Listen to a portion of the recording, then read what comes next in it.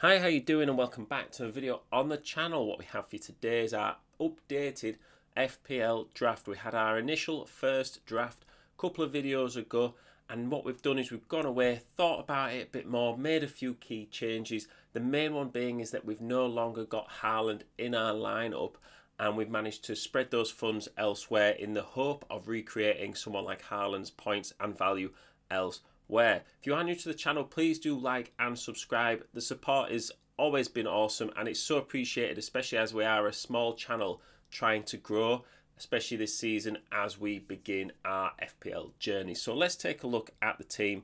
And to start with the goalkeepers, there are actually no changes from the team we had before. We did talk about the possibility of moving Pickford down to a 4.5 million goalkeeper, but I don't really see the need to do that right now. Pickford is good value. He was the highest scoring goalkeeper last season, and 5 million doesn't break the bank, especially if you're planning on having one goalkeeper as your set and forget goalkeeper for the season, like I am. I'm not really interested in rotating goalkeepers, especially because clean sheets were so hard to come by last season for large periods. It's quite hard to predict where those clean sheets are going to come from. So if you had two playing goalkeepers and you were just going to swap them as you went throughout the season, it's quite likely that you'll make mistakes, and the goalkeeper that you thought would concede could keep a clean sheet, and vice versa. So I've got Everson in goal as a 4 million goalkeeper. If there does turn out to be a 4 million keeper who will play, I'll probably just put him in instead of Everson, and then I have got that backup if needed. But at the moment, Pickford and that Everton consistency, especially defensively, is what I'd like.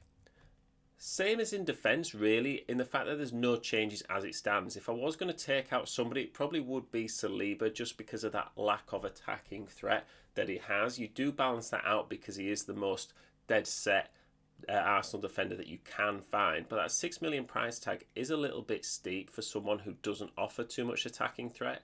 Pedro Porro does have reasonable fixtures at the start of the season and was on set pieces, and Gvardiol is someone who I think is definitely going to be in my team at the start of the season. As it stands right now, I just think he had such a good end to the last season. This season, it probably will be the same. I think he is one of the most likely Man City players to get regular minutes, and that attacking threat he poses for the 6 million price tag, I think is great value. Now, the midfield is where we have made a couple of changes. We've taken out Jota and Smith Rowe for Saka and Garnacho, and I don't think anyone can argue that it's an upgrade in those positions. Saka and Garnacho, I do predict to have good seasons. Saka is very consistent. He's Arsenal's main guy, and he is someone who's going to be playing regularly. 10 million is maybe a little steep. I think he was about 8.5, maybe even 8 last season at the start.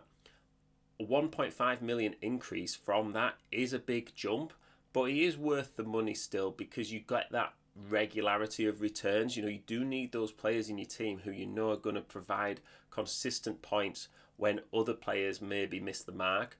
Possibly someone like Garnacho. I think he is someone at 6.5 million, good value. He is probably going to get the most minutes that he's had in his Man United career so far this season, and you would expect him to build on those performances last season, especially if Man United can get a bit more consistency going in their performances. That's only going to help him grow into the future. Now, we have stuck with Son. I had said in a previous video that Son will probably play the first game of the season, and then I'll straight away transfer him out for someone like Palmer. Palmer plays Man City in the first game. It's not a great fixture. Son plays Leicester, much better fixture. I think planning in the odd transfer is good, because you can sort of maximise your strategy and plan your moves early on, and it's got a bit more security rather than picking a team and then not knowing where to go with it. I think planning the odd move in advance is good. You obviously can't predict too far ahead, because there'll be injuries, suspensions. Someone on this team that you think, yeah, they're definitely going to play, won't be playing. It happens every year, and somehow you just can't see it happening. I've stuck with Gordon for now. I think at 7.5 million, he's really good. I think when you compare him and Saka, I think I'd probably rather have Anthony Gordon and 2.5 million in the bank than Saka, just because he kind of replicates what Saka does for Newcastle, but that cheaper option is really good. It kind of depends on where you're going to invest that money elsewhere, but I think he is a really good option and probably nailed on as it stands in my team.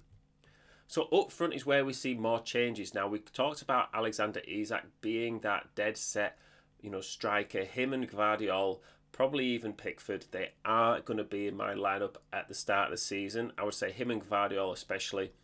I've swapped Haaland out and managed to upgrade Muniz as well to Mateta and Watkins. So for me, Watkins, because he had the most attacking returns out of any player last season in FPL, 9 million is an absolute bargain. Now, you might argue, Aston Villa, European football again, how they're going to do. But they had European football last season and managed pretty well. They've lost players like Douglas Luiz, but they are getting in players instead. And there's so long to go before the end of the transfer window. It's like 3 or 4 weeks till the end of the transfer window. They will probably upgrade further. Watkins is the main man for them, and because he scored so well last season, I do think he'll score the same again this season. He's 27, 28. There's no reason why he should tire or he should be rotated anymore. And if anything, they're going to concentrate on the league just as much as in Europe and cup competitions. Mateta is someone who's an interesting pick. He's currently in the Olympics for France, so some people might say, oh, well, watch out for him because he's not been training with Crystal Palace, but he's basically getting his pre-season for the French national team in the Olympics, which is a pretty good pre-season, to be honest. Rather than playing friendlies, that don't really mean as much, you're getting competitive football before you come back and play for Palace. The problem we have with Palace is they've been selling a couple of players. We know Elise is gone as well. There's a bit of question marks over Eze and Gehi. So he's more of that sort of wait and see. Let's see where Crystal Palace are at in a couple of weeks, what the squad looks like. If they look pretty much as they do now, I would say he's a great shout. If they've made a few changes, we don't know quite what's going to be happening, I'd maybe stay clear.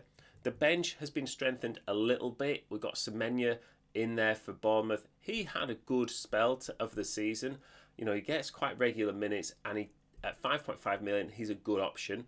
I think the sub-defenders are pretty good as well. We know Face is going to play for Leicester City, and Davies, as we said before, got about 18 assists for Ipswich last year, but I don't really expect the promoted teams to do very well. So it's a bit of a thin bench. It's not ideal, but the starting 11, you would expect all those players to be playing quite regularly for their clubs. So the team rating has gone up to 89%. It's not the highest percentage in the world. We'd quite like that to be in the low 90s. Give or take around there. But I think at the moment it's a pretty solid format to be working with for the future. And we do still have 0.5 million in the bank, which is awesome because you never know, especially when that season starts, there will be someone who doesn't play or someone who scores a hat-trick in the first week and you want them in your team. So it's good to have that flexibility with the prices just in case of the odd surprise. So the strengths are there is less risks. Someone like Jota and Smith Rowe, I wasn't feeling too great. I think they could have upside, but we need to see a bit more of them early in the season. Saka and Garnacho are much more certain for regular point returns. And it does make the team a lot more well-rounded moving forward. The weaknesses are there's not really any big hitters. We don't have Haaland, we don't have Salah.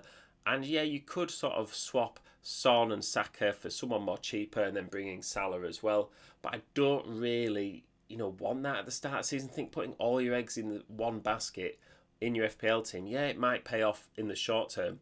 I'm not too sure about where we stand in the long term. Would I think that Saka and Son, say, could outscore Salah and, a cheaper midfield option consistently? Yeah, I think they probably could. Do I think Mateta and Watkins could outscore Haaland consistently? Yeah, they could. Haaland could outscore both of them combined. But I think it's more likely to sort of have that sort of spread of points and get that consistent stream of points at the start of the season. So we also do have a bit of a thin bench. We talked about that briefly, but I think, if you've got a starting 11 and all your bench players are players who will play, which is what I think those 3 players will be doing on my bench, there's quite a lot of times that your starting 11 just get 1 or 2 points anyway. So if you've got a sub player, he's just going to come in for 1 or 2 points. Well, what am I expecting from a 4 million defender or, someone else like that? Well, that's all right. Just keep the points ticking over. Don't think too much about it. You don't want loads of value trapped on your bench as well. So yeah, let me know what you think about the team. Go check out our strikers tier list as well. That should be out, so the link should be on the screen right now and in the description. Please do support the channel. It's always really appreciated, and I will see you in the next one.